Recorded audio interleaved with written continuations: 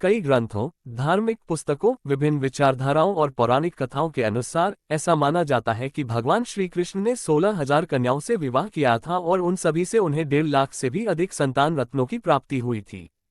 हमारे expert ज्योतिषाचार्य doctor Radhakant वत्स द्वारा दी गई जानकारी के अनुसार श्री कृष्ण के 16,000 विवाहों की बात झूठ है और पूर्णतः मिथ्या है।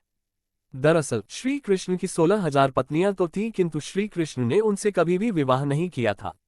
16,000 पत्नियों के अलावा श्री कृष्ण की 8 पटरानियां थीं, लेकिन कुल संख्या मिलाकर देखी जाए तो 16,108 रानियों में से श्री कृष्ण का विवाह मात्र 3 से ही हुआ था, मगर अन्य सभी भी पत्नियां ही कहलाईं।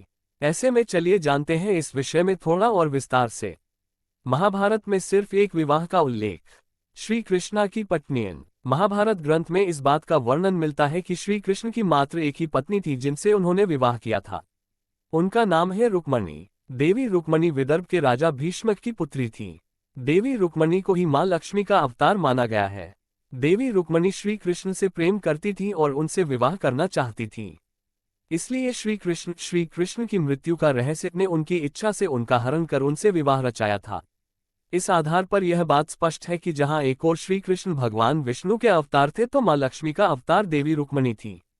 हालांकि भ्रांतियां फैलते फैलते और गलत प्रचार प्रसार के कारण अधिकतर लोग श्री राधा रानी को लक्ष्मी मां का अवतार मानते हैं, जबकि श्री राधा रानी तो श्री कृष्ण का ही एक स्वरूप है। इसे जरूर पढ़ें। तीर्थ एस्ट्रोलॉजी आपके 32 दांत बनाते हैं आपको औरों से अलग, जाने कैसे। श्री कृष्ण के 16,000 विवाह का सत्य। Lord Krishna marriage. लोगों के बीच इस बात को अक्सर आपने कहते सुना होगा कि श्री कृष्ण ने 16,000 विवाह किए थे, लेकिन ये बात पूरी तरह से गलत है। श्री कृष्ण के 16,000 पत्नियां जरूर थीं, लेकिन उन्होंने उनसे विवाह नहीं किया था। पुराणों में इस कथा का उल्लेख मिलता है कि जब पृथ्वी पर भूमासुर नाम के एक राक्षस ने अपार बल और अमृतत्व के लालच में 1016 कन्याओं को बलि के लिए बंधक बना लिया था, तब श्री कृष्ण ने ही उस दानव का अंत कर उन कन्याओं को उसके दासत्व से मुक्त किया था। सभी कन्याएं जब अपने अपने घर पहुंची तो उन्हें अपमानित कर उनके परिवार ने अस्वीकार कर दिया। अपने ही परिवार से बहिष्कृत होने के कारण जब सभी कन्याएं मृत्यु को गले लगाने के लिए चल दी, तब श्री कृष्ण ने पुनः प्रकट होकर उन्हें पत्नी रूप में स्वीकार कर लिया।